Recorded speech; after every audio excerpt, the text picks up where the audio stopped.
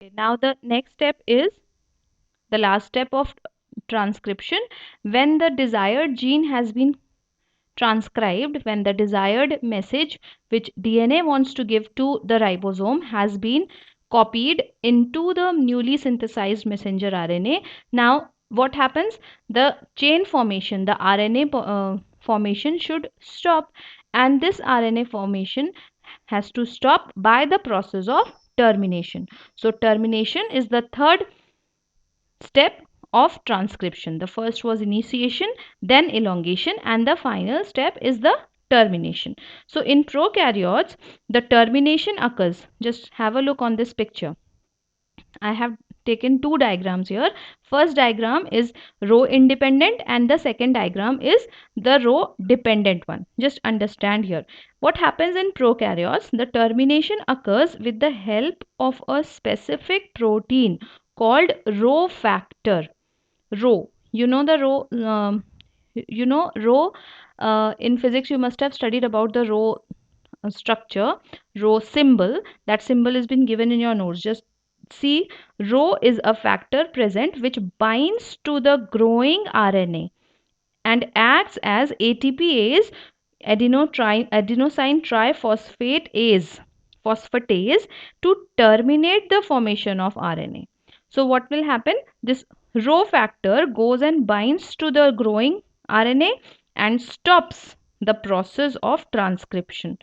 Okay, so in that case it will be called as row dependent. I am telling you row dependent first. Row is the protein which goes and binds to the growing RNA and stops the process and does not allow further movement of the RNA polymerase for the synthesis of the chain, for the synthesis or elongation of the chain. So it stops. This is one mechanism, and this mechanism is called as, because RHO, that is row factor, is involved in this process, it is called as row dependent. But sometimes what happens, this row is not needed, maybe it is not present or it is not at all needed, and automatically the termination occurs. Now how that happens? A hairpin loop, you can see the structure here. It you can resemble it with the hairpin which is used by the girls. So this hairpin structure is being formed, and this hairpin structure gives the signal that now the transcription process should stop.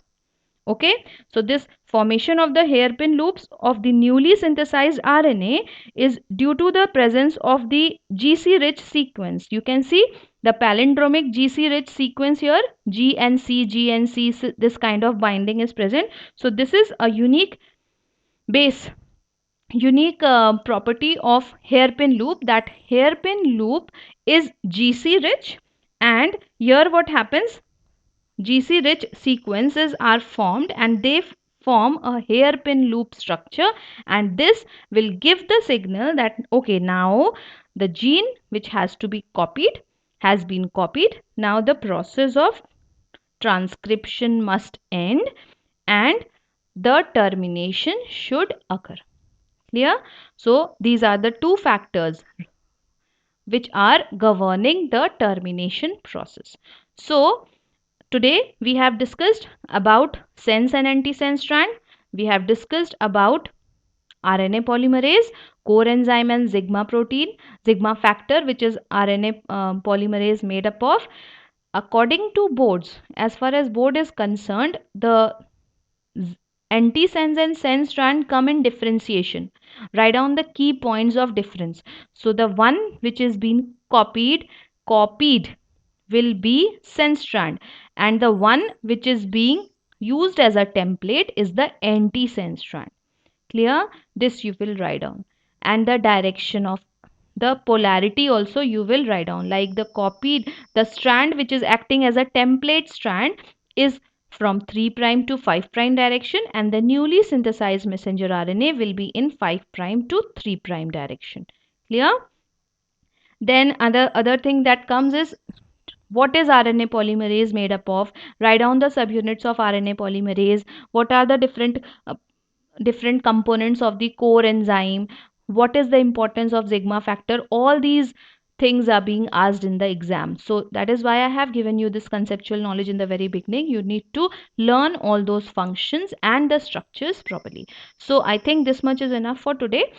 We have discussed about the whole transcription process, and this transcription is in eukaryotes. Sorry, in prokaryotes. We will not be discussing about the eukaryotes because that is not being mentioned in your syllabus. Only a few things about eukaryotes you need to understand, that I will tell you once we are towards the finishing of this chapter. Okay, we will compare it with eukaryotes if at all it is needed. Some points I will tell you, but these all points which I have told you today are present in prokaryotes. Clear to all of you? So here we end. This is all for today.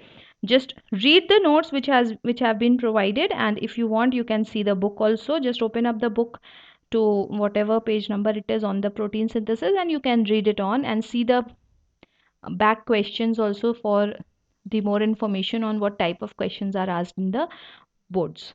Okay, so we stop here. All the best. See you in the next class.